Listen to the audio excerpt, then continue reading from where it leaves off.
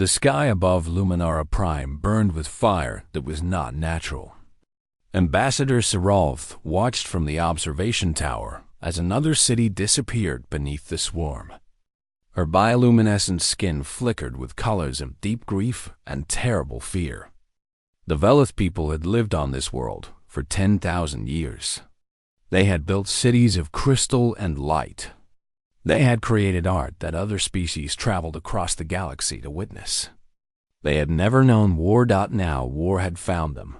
The Kreth swarm had arrived 3 days ago. They came without warning, without demands, without any attempt at communication. They simply descended from the dark between stars and began to consume. That was what the Kreth did. They ate worlds. They stripped planets of all life, all resources, all hope. Then they moved on to the next meal. Serolf turned away from the window. She could not watch another city die.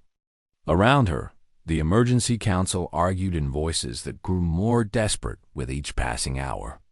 The Galactic Concord will send help, Elder Mothrin insisted. His light pattern showed a hope that Serolf knew was false. We have been loyal members for 200 years. They will not abandon us. The Concord fleet is 40 days away, Military Advisor Kethel replied. His colors were dark with despair. We will be bones and dust in 40 days. The swarm will pick our skeletons clean and move on long before any help arrives. Serolf listened to them argue. She had already contacted the Galactic Concord. She had begged the High Council for emergency intervention. The response had been full of sympathy and regret and promises of eventual assistance. But eventual was not good enough. Her people were dying now, in this moment, while diplomats discussed response protocols. There is another option, she said quietly. The council fell silent. They all looked at her with confusion in their glowing forms. We could transmit on frequency 0. The silence became something heavier. Something afraid. That is forbidden, Elder Mothram whispered. The Concord made it very clear. No species is ever to transmit on that frequency. It reaches the quarantine zone. It reaches them. Them, the Deathworlders. The monsters from the poison planet. The creatures that even the Kreth swarm feared to approach. Serolf had studied the old files. Every species in the Concord had access to them, though few ever looked. The files described a world of nightmares. A planet where the very air was corrosive, where water fell from the sky in endless assault, where the ground shook and split open without warning. The gravity was crushing. The temperature swung from freezing to boiling. And somehow, impossibly, life had evolved there. Not gentle life. Not careful life. Life that fought and killed and survived against all reason. Life that ate the flesh of other living things and called it normal. Life with forward-facing eyes like all predators, with bones that healed after breaking. With a chemical called adrenaline that made them stronger and faster when they were wounded and afraid. The humans. We cannot, Kethel said, but his voice was uncertain. The Concord quarantined them for good reason. They are too dangerous, too violent, too wrong. The Kreth are eating our children, Serolf replied. Her light patterns flashed with a mother's rage. What could be more dangerous than that? No one answered. Outside, another city fell. The screams carried even through the sealed walls of the observation tower. Serolf thought of her own offspring, huddled in a shelter beneath the capital, waiting for a rescue that would never come. I am the ambassador, she said. The decision is mine. I will accept whatever consequences follow. She moved to the emergency communication array. Her appendages trembled as she adjusted the frequency. The dial showed the Forbiddance band, marked in warning colors that every species recognized. Frequency 0, the dead channel, the line to the monsters. Serolf pressed the transmit button. This is Ambassador Serolf of the Velith Collective, broadcasting from Luminara Prime. We are under attack by the Kreth swarm. Our people are dying. Our world is burning. The Galactic Concord cannot reach us in time. We are calling on anyone who can hear this message. Please, we need help. We need. She paused. What did she need? Warriors? Monsters? Saviors? She did not know what the humans were. She only knew that they were the last hope her people had. We need someone to answer. She ended the transmission and stepped back. The council stared at her with expressions of terror and desperate hope mixed together. They had broken the greatest law of the Galactic Concord. There was no taking it back. The hours crawled past. The Kreth continued their feast. Another continent went dark as the swarm stripped it clean. Seraph stood at the communication array, waiting for a response that she feared might never come. Then the sensor screamed. Kellel rushed to the display panels. His colors went pale, shifting to shades of white that Seraph had never seen from him before. "Ambassador," he said, his voice barely a whisper. "Something is coming? The Concord fleet?" "No." He turned to look at her, and his eyes held something beyond fear. "The signature is coming from the quarantine zone. It crossed the barrier 17 minutes ago. It did not slow down. It did not stop. It simply broke through." Seraph felt her heart beating too fast. "How many ships?" Cathal looked at the display again. He checked the numbers twice, then 3 times. His appendages shook as he answered. 300 warships. All human design. All moving at speeds that our models say should not be possible. He swallowed hard. They will arrive at Luminara Prime in 6 hours. The council erupted into chaos. Some called it salvation. Others called it doom. Seraph stood perfectly still, watching the display as the human fleet grew. Closer with each passing second, she had called for help. Something had answered. Now she could only pray that the cure would not be worse than the disease.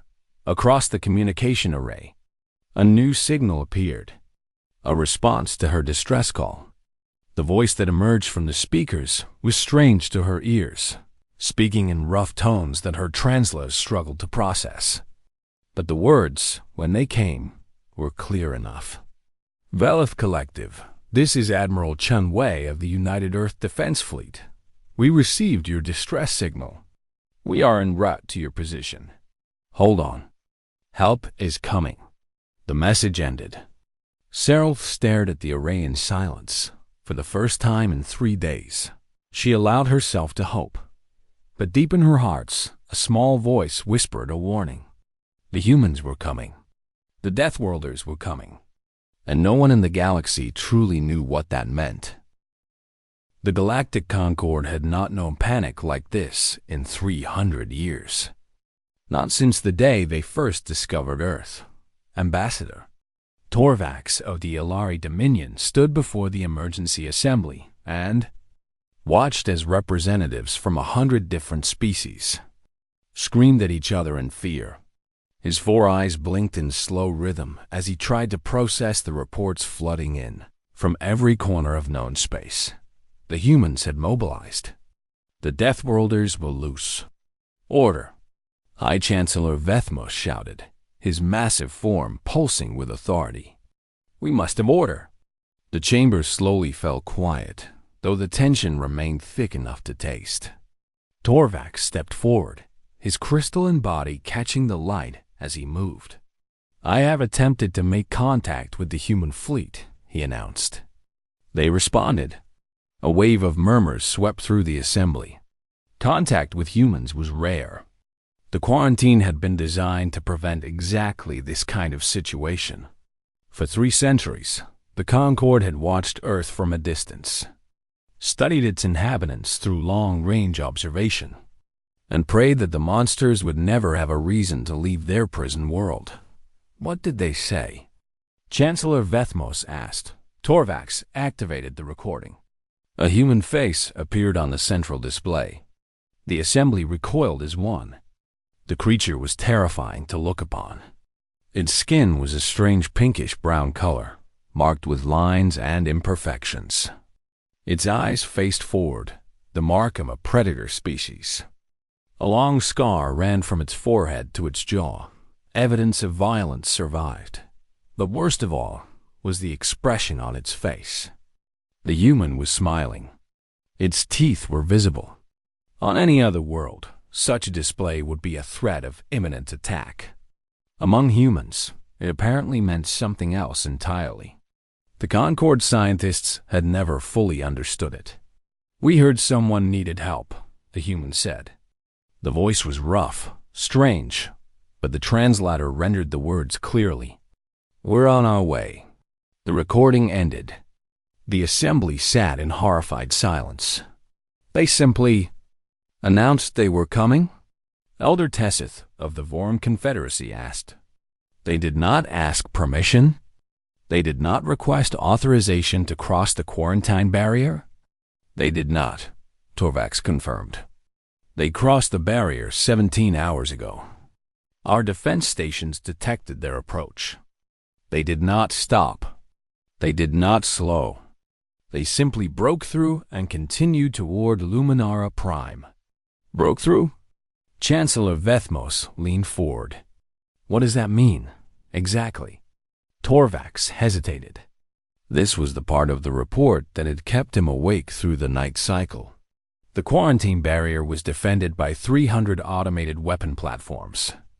The most advanced defensive technology the Concord has ever produced. He paused. The human fleet destroyed them all in 11 minutes. They did not even slow down. Our weapons barely scratched their hull plating. The assembly erupted again. Torvax waited for the noise to die down before continuing.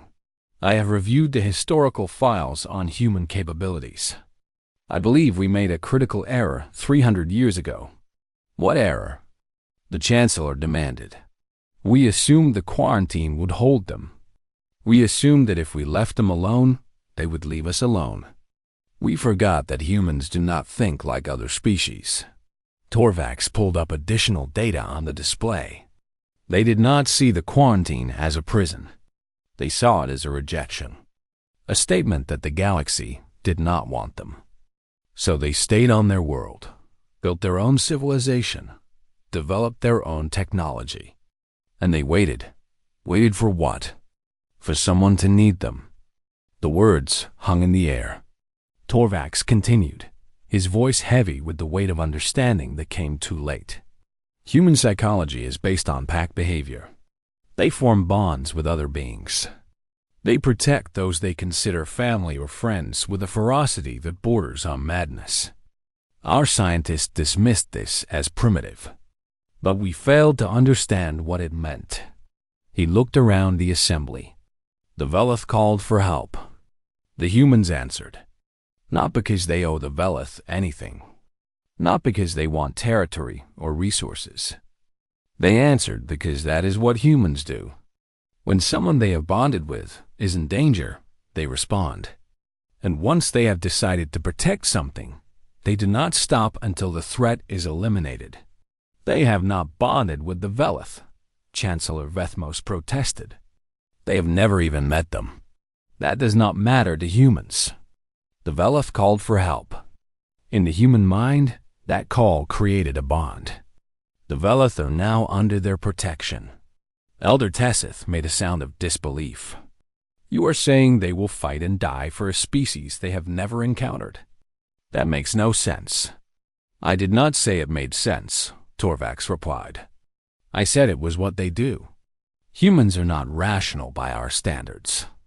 They operate on emotion, on instinct, on principles they call morality. They believe that the strong should protect the weak. They believe that suffering should be opposed.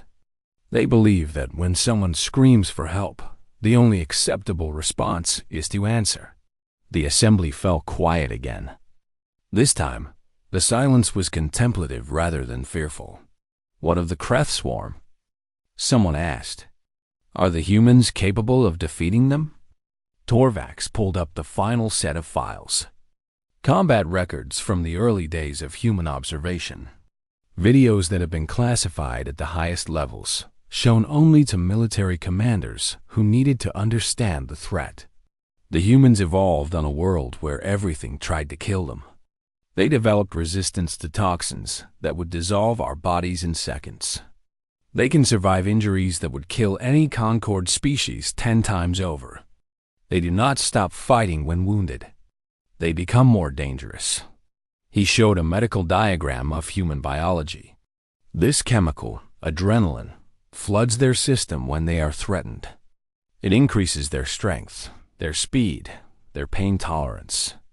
It makes them into something that barely qualifies as mortal. He let the assembly absorb this information before delivering his final assessment. The Kreth swarm has conquered 100 worlds. They have never faced humans in combat. I do not know exactly what will happen when the human fleet reaches Luminar Prime, but I suspect the Kreth are about to learn why Earth was quarantined in the first place. Chancellor Vethmos sat back in his seat. His massive form seemed smaller somehow, diminished by the weight of what was coming. Can we stop them? No, Torvak said simply. We cannot. But I do not think we need to. Why? Because the humans are not coming for us. They are coming for the Kreth, and I believe, for the first time in 300 years, we are about to see what Deathworlders can really do when they decide to protect something. The assembly watched the tracking display in silence. 300 human warships, growing closer with every passing moment. The Kreth swarm, unaware of the doom approaching them. And somewhere in between, the Velith, waiting and praying for salvation. The galaxy held its breath. The monsters were coming. The Kreth Swarm Queen observed the approaching fleet with something that might have been amusement. Her collective mind stretched across 1,000 ships, seeing through millions of eyes, processing data through billions of neural connections. She had consumed 100 worlds. She had exterminated species that had existed for millions of years. She had never known defeat. These newcomers would be no different. The ships were ugly things, thick and heavy, covered in armor plating that showed no elegance, no grace. They looked like machines designed by children. The Swarm Queen calculated their weapons, their defenses, their probable tactics. The numbers were laughable. 300 ships against her endless horde. The battle would last perhaps an hour before the newcomers were reduced to scattered atoms. She turned her attention back to the feast below. Luminara Prime was delicious. The Velith were soft and sweet, full of nutrients that would fuel the next expansion of the swarm. 3 more continents remained. She would consume them all before dealing with these strange ships and their foolish captains. Then the human fleet opened fire. The Swarm Queen felt the first wave of her ships die. Not damaged. Not disabled. Dead. Vaporized in an instant by weapons that her calculations said should not exist. She refocused her attention on the battle, suddenly concerned. The human ships moved wrong. They were too fast, too agile for vessels of their mass.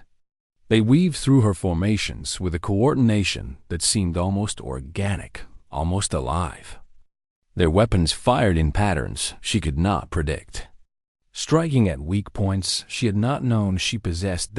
In 15 minutes. She lost 1,000 ships. She ordered the swarm to regroup, to focus all firepower on the lead human vessel. The flagship her sensors told her. Destroy that, and the rest would fall into chaos. The swarm obeyed. 10,000 weapons locked onto a single target. They fired together, a wall of death that nothing could survive. The human flagship took the hits. It shuddered. It groaned. Then it continued forward, guns blazing, cutting through her fleet like a blade through water. Impossible. The damage should have destroyed it 10 times over. But the ship kept fighting. The humans kept fighting. The Swarm Queen felt something she had. not experienced in a million years. Fear dot. Then the boarding craft launched. They were small, fast, armored in that same ugly plating. They punched through the hulls of her largest vessels like spears through flesh. And when they opened, the creatures inside came pouring out. The Swarm Queen watched through 1,000 eyes as humans engaged her warriors in close combat. It was the most terrifying thing she had ever witnessed. The humans were huge, twice the size of the largest Kreth drone. They wore armor that deflected claws and spines and acid spray. They carried weapons that roared like thunder and tore through Kreth bodies as if they were made of paper. But the weapons were not the worst part. The worst part was how they fought without weapons. A Ka without weapons. Akadons were not the worst part. The worst part was how they fought without weapons. Akadon, Kreth warrior impaled a human soldier through the shoulder. The spine punched clean through, driven by enough force to kill any species the Swarm Queen had ever encountered. The human looked down at the spine sticking out of her body. She grabbed it with her bare hands. She snapped it off. Then she beat the Kreth warrior to death with its own appendage, while laughing another human took 3 acid burns to the face. He wiped the smoking residue from his eyes, raised his weapon, and kept shooting. His skin was melting. He did not seem to care. A squad of humans encountered a sealed corridor filled with bioweapon gas. The toxin should have dissolved their lungs in seconds. Instead, they put on masks and continued forward. One of them removed his mask briefly to shout something at the Kreth forces. The Swarm Queen's translators rendered the words, "Is that the best you've got?" The humans did not fight like other species. They fought like forces of nature. They fought like something that had decided to win and would not accept any alternative. They took wounds that should have killed them and kept coming. They lost limbs and kept fighting. They bled from a dozen injuries and refused to fall. On Luminara Prime, the Volith watched the battle through observation satellites. Ambassador Saralf stood frozen before the display screens, unable to process what she was seeing. "They are wounded," she whispered. "Why do they not retreat?" Military advisor Kethel shook his head slowly. "I do not think they know how." The battle raged for 6 hours. The Swarm Queen threw everything she had at the human fleet. She launched her deadliest bioweapons. She deployed her most elite warriors. She coordinated attacks that should have overwhelmed any defensive formation. None of it worked. The humans adapted to every tactic within minutes. They seemed to learn from each engagement, growing more efficient, more deadly. Their commanders made decisions faster than the Swarm Queen could respond. Their soldiers fought with a coordination that rivaled her own hive mind, and they never stopped smiling. That was the part that broke her. The expressions on their alien faces. The sounds they made when they fought. Sounds that her translators identified as joy, excitement, satisfaction. They were enjoying this. The violence, the danger, the death. It did not frighten them. It made them happy. What kind of species was this? What kind of world produced creatures that found pleasure in combat? A death world, she realized. A world where violence was not an aberration, but a way of life. A world that had shaped its inhabitants into something beyond survival, beyond adaptation. Something that did not merely endure hardship but embraced it. The swarm had conquered 100 worlds because those worlds had not been ready for violence. They had not understood it, had not prepared for it, had not known how to fight back. The humans had been fighting since the moment they evolved. They had been at war with their own planet, with their own nature, with each other, for millions of years. Combat was not strange to them.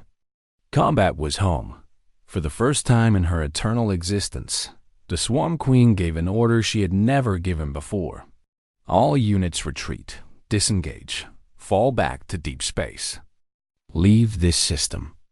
The swarm obeyed, but not fast enough.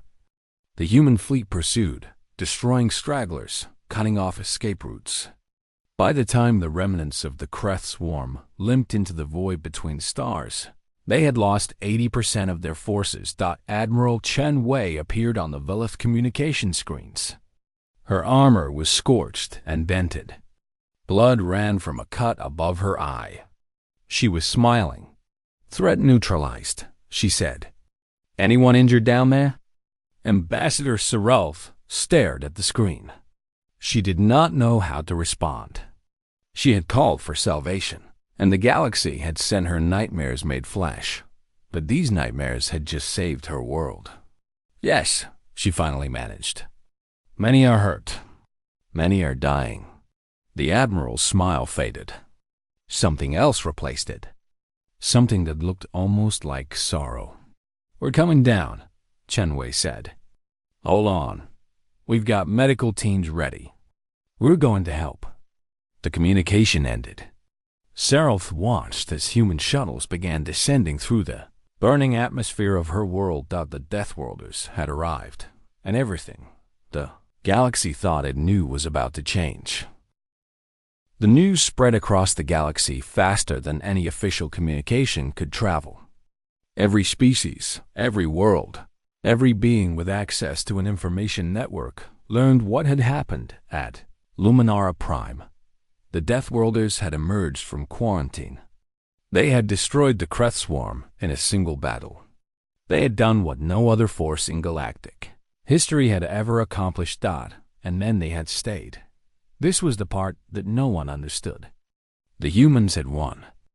They could have left.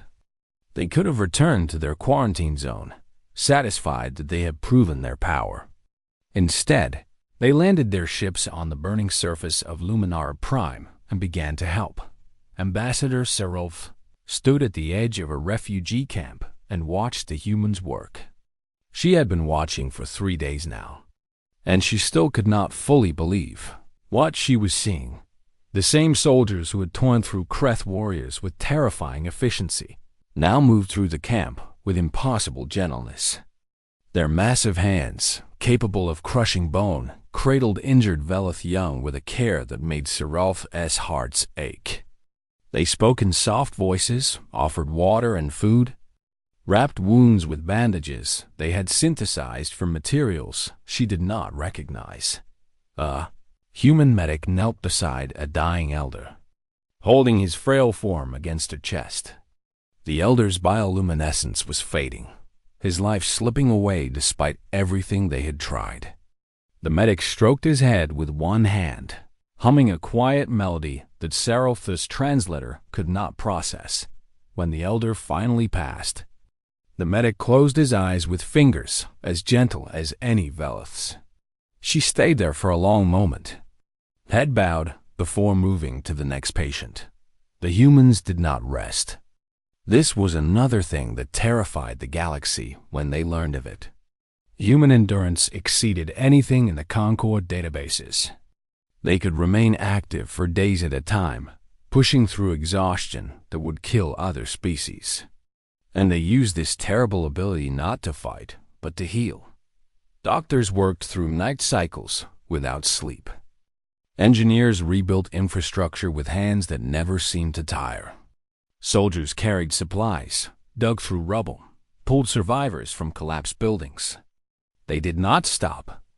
They did not slow down. They kept going until the work was done. Admiral Chen Wei found Sarulf on the 4th day. The human commander looked different without her armor. Smaller, somehow, though still impossibly large by Velith standards. She wore simple clothing and moved with a casual grace that almost masked the predator coiled beneath her skin. "Ambassador," Chen said, "we need to talk about rebuilding. My engineers have some ideas for your power grid." Sarulf looked at her. Really looked. The human's face was weathered, marked by scars and lines that spoke of a hard life. Her eyes were still those predator eyes, still capable of tracking movement with deadly precision. But there was something else in them now. Something that looked almost like kindness. "Why?" Sarulf asked. The question had been burning inside her since the moment the human ships arrived. Why did you come? You owe us nothing. The Galactic Concord imprisoned you for 300 years. They treated you like monsters. They feared you so much they built a wall around your entire species. Why would you help us? Chen was quiet for a moment. Then she did something that Seraph had never seen a human do before. She knelt. The motion brought her face level with the ambassadors, putting them eye to eye. Where I come from, Chen said softly. When someone calls for help, you answer. That's just what you do. It doesn't matter who they are or what they've done. If someone is suffering and you can stop it, you have a responsibility to try. But the Concord, you're not the Concord. Chen's voice was firm, but not angry. You're just people who believed what they were told. Can't blame you for that. The Concord leaders told you we were monsters. They showed you our violent history, our wars, our predator biology. They didn't tell you the rest. The rest? Chen smiled. It was a smaller smile than the one Seraph had seen in battle, softer and sadder. We're violent because our world taught us to be. Everything on Earth wants to kill you. The weather, the animals, the plants, even the microorganisms. We evolved to fight because fighting was the only way to survive. But that's not all we evolved to do. She gestured toward the camp, where human medics continued their tireless work. We also evolved to protect, to form bonds, to love things that aren't like us and defend them with everything we have.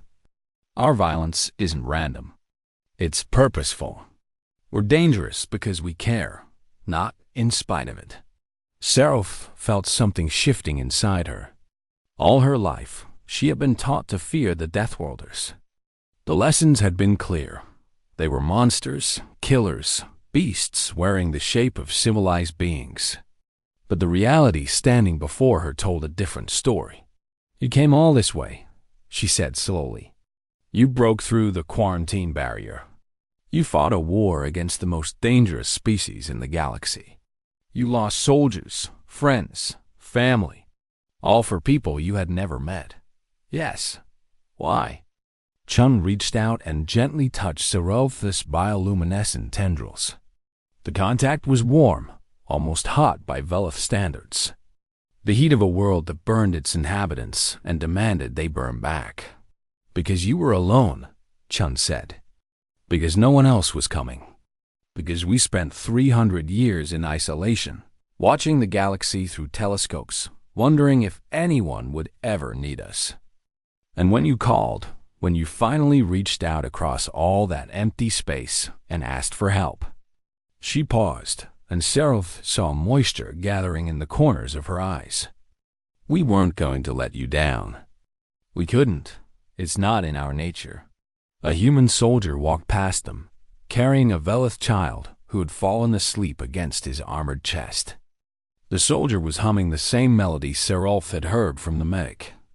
The child's glow was peaceful, content, safe in the arms of a creature that should have terrified her. We're not monsters, Chun said. We never were.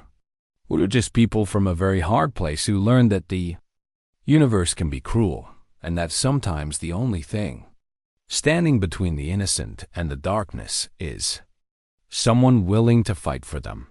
She stood, towering over Seraph once more. The Concord was afraid of what we could do if we wanted to hurt them. They never considered what we could do if we wanted to help. That's the difference between us and the Kreth. The swarm consumed worlds because they were hungry. We protect worlds because we love them. Seraph watched the human commander walk away toward a group of engineers planning the reconstruction of a water purification plant. The galaxy had feared these creatures for 3 centuries. They had built walls and weapons and warning systems, all to keep the Deathworlders contained, but the walls had never been necessary. The humans had not wanted to conquer anyone. They had only wanted to be needed, and now they were. Across the galaxy, other species watched the feeds from Luminara Prime, They saw the monsters of their nightmares, cradling children and bandaging wounds. They saw predators choosing to heal instead of hunt. They saw something that their old understanding of humans could not explain. Some of them began to wonder if perhaps everything they had believed was wrong. Some of them began to hope, and some of them, quietly, in the secret places of their hearts, began to consider what it might mean to have the Deathworlders as friends instead of enemies. The Galactic Concord Chamber had never been so full. Representatives from every member species filled the seats, spilled into the aisles, crowded the observation galleries. This was the most important session in 300 years, and no one wanted to miss it. Ambassador Saralf stood at the central podium. She had been asked to speak, to share what she had witnessed on Luminara Prime. The council wanted to understand what the humans really were. They wanted to know if their fear had been justified. She looked out at the gathered species. She saw terror in many eyes, confusion in others, and in some, just a few, she saw the beginning of something new. Curiosity, hope. "I called for help," she began, her voice steady despite the weight of 1,000 watching eyes. "I broke the most sacred law of this Concord. I transmitted on frequency 0. I invited the Deathworlders to our world." Murmurs rippled through the assembly. Chancellor Vethmos raised a hand for silence. "The Kreth swarm was eating my people," Seraph continued. "Our children were dying. Our cities were burning. And the Concord, this great alliance of 1,000 worlds, told us that help was 40 days away. Too far, too slow. We were going to die, and the Concord could only offer sympathy." She paused, letting the accusation hang in the air. "So I called the monsters. I reached out to the creatures you locked away 3 centuries ago because you feared what they might do. And they came." The display screens lit up behind her. Footage from Luminara Prime began to play. The battle first, showing human ships tearing through the Kreth swarm with terrible efficiency.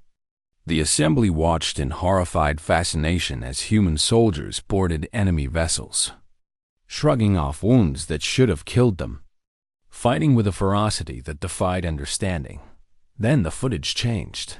Now the screen showed human medics treating Veleth wounded, soldiers carrying children through rubble, engineers working through the night to restore power to shelters, a human commander kneeling in the mud, holding the hand of a dying elder as he passed into the next world.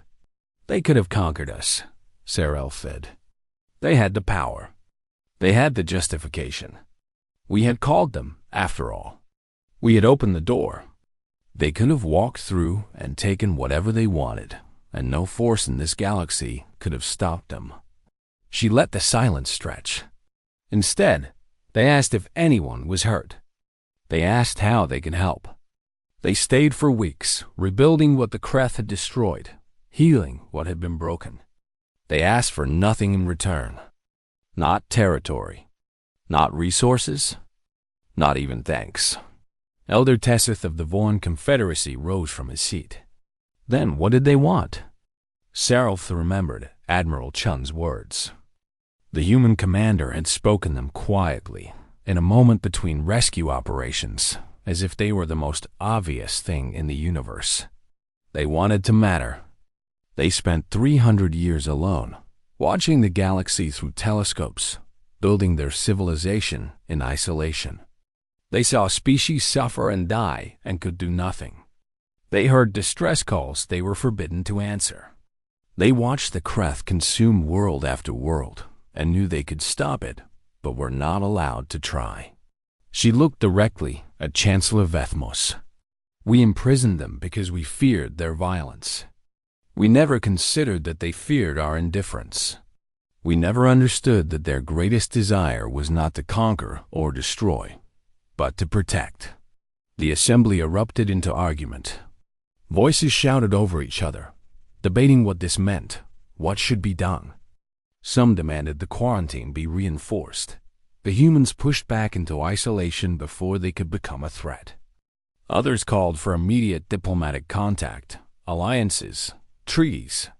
Ambassador Torvax of the Alari Dominion stood. The humans have already returned to their quarantine zone.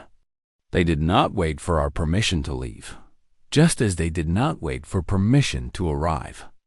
But they left something behind.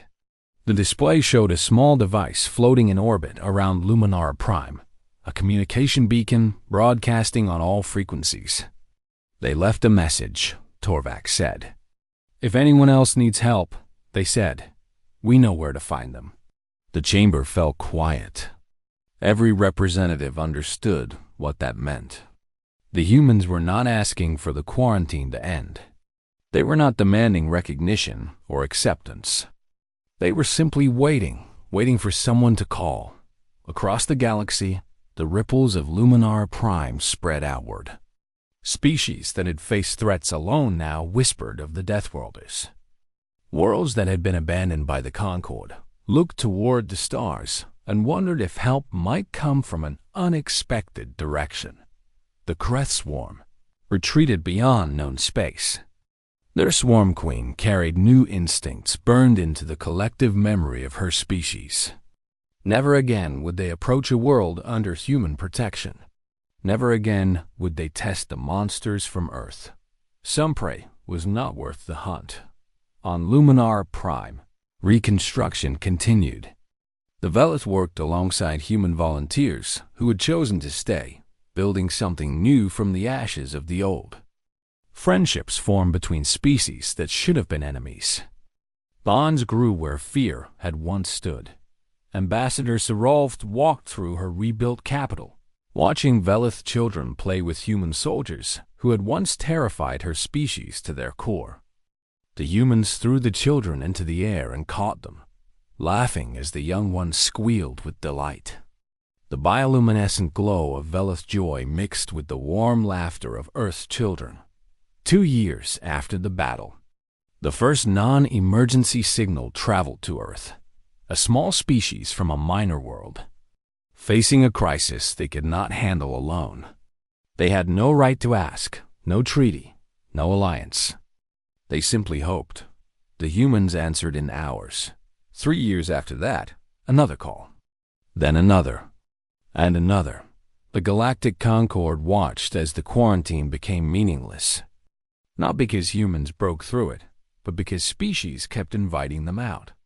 World after world discovered what the Velith had learned. The Deathworlders were not monsters. They were guardians waiting for something to protect. 10 years after Luminara Prime, the quarantine was formally dissolved. By then, it had been a formality for years. Human ships traveled freely through Concord space, responding to crises, providing aid, standing watch over worlds that had once feared them. They never asked for territory. They never demanded tribute. They simply helped and moved on, ready for the next call. Chancellor Vethmos, on the day the quarantine ended, issued a statement that would be remembered for generations. We feared the humans because they were dangerous. We were right to recognize their power, but we were wrong about how they would use it. They are not the monsters we believed. They are exactly what we needed and were too frightened to accept. On Earth, Admiral Shen Wei heard the statement from her office overlooking the Pacific Ocean. She smiled, thinking of Ambassador Saralf, of the Velith children she had helped save, of the galaxy that had finally learned what humanity had always known. Violence was not the opposite of love. Sometimes it was love's truest expression. The will to fight, to sacrifice, to stand between the innocent and the darkness. That was what it meant to be human. The communication array chimed. Another distress call from a world Chun had never heard of. A species she had never met, facing a threat they could not survive alone. She stood and reached for her. Uniform. Someone needed help. It was time to answer.